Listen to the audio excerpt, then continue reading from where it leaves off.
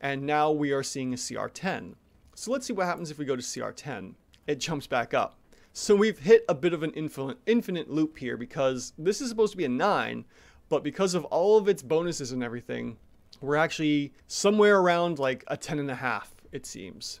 So with the tool reset, let's take a look at the Glabrezu and see that we have ourselves a large fiend with, what do we got here? CR9, and we've got 17 AC, 15 D10 hit dice, and then the monster has, what do we got? 20 strength, 15 dex, 21 constitution, 19 intellect, 17 wisdom, and 16 charisma. Now we've got the base information out of the way. Let's take a look at the skills area here, and we see that we've got strength, con, whiz, and charisma for saving throws. So we'll go ahead and update that to 3 to 4, giving us the +2 effective AC bonus there. And then we have damage resistances to cold, fire, lightning, and bludgeon, piercing, slashing from non-magical attacks. So we've got a double trifecta here of like all the big ones. We also have damage immunities, but considering it's only poison and 1 condition, we're not going to use that. And the Glabrezu is getting 1.5 or 50% more hit points because of all that resistances and being a CR9. And then we can move on to innate spellcasting and magic resistance. So let's see here, innate spellcasting. We've got darkness, detect magic, dispel magic, at will, and then we also have confusion, fly, power word, stun. All right, so that's basically all the major spells we would want to worry about. Just to go over again, darkness at 26 effective DPR, confusion at 62 effective, and power word stun at 130. We get 1 shot at that, and hopefully we could concentrate on that for the entire rounds of combat. After that, we have magic resistance for our typical +2 effective AC bonus, and then we can look at its attacks. So the Glabrezu has a multi-attack of, let's see here, 4 attacks, 2 with its pincers and 2 with its fists. Alternatively, it can make 2 attacks with its pincers and cast 1 spell.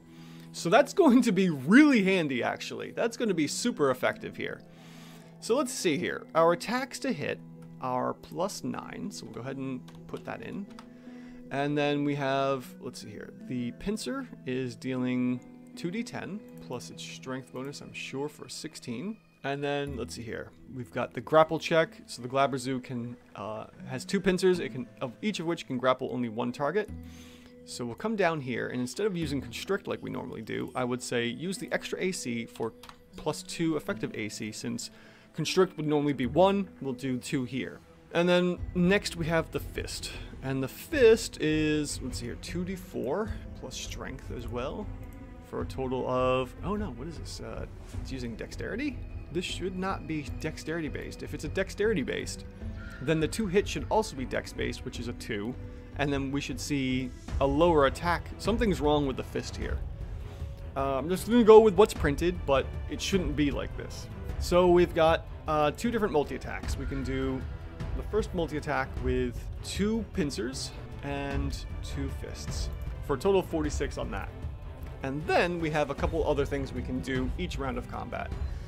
Considering power word stun is a massive one, I would start with that. And I would say, all right, we'll do 2 of the pincers to collect some people there. And then we would cast a spell. And for the spell, obviously, I would say right off the bat, let's do the power word stun. And then you would be concentrating on power word stun.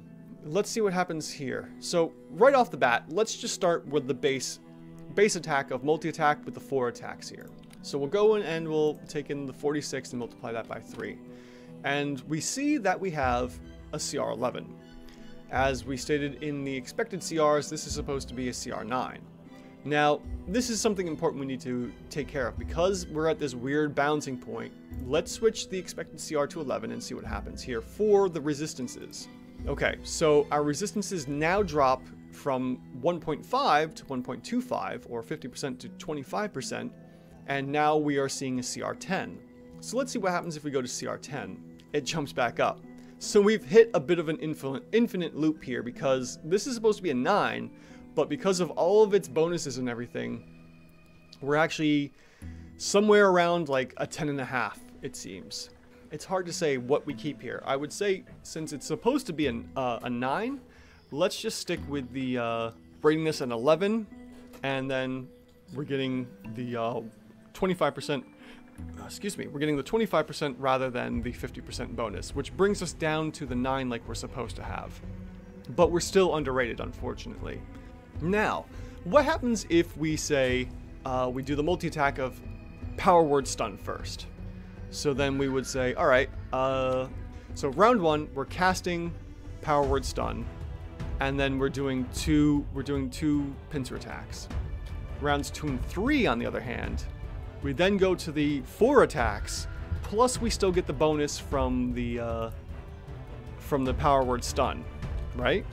And if Power Word Stun holds out, and then you know, you start beating the crud out of people, we're already up to a CR 17.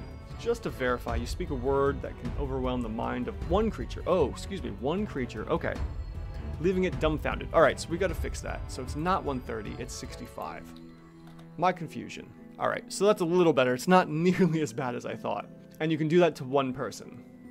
So if we can keep that one target stunned every round of combat, on top of having the pincers, keeping people pincered and whatnot, and the 2 effective AC, we're now looking at a CR 14. So let me bump that down to 14 real quick for the expected. And that bumps up to 15, so let me try this one more time for 15. And we are settled at a CR 15. So still very underrated if Power Word Stun goes off and keeps a player locked at 1 round of combat. All right, so what if we use Darkness instead?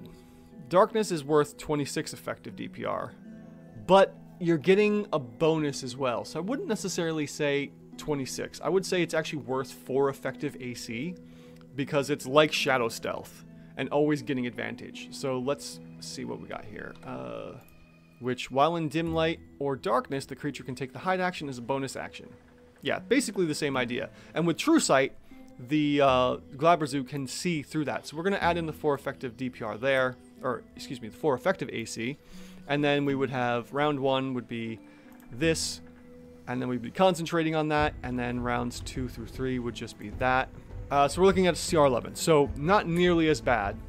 At base, we're looking at roughly CR 10. With all the spells that we could potentially do, yeah, we're looking at a CR 11 monster. CR, what was it, 14 if we have Power Word Stun go off easily.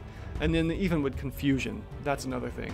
And then dropping magic, dispelling magic, you know. This is just a nasty monster to have to deal with.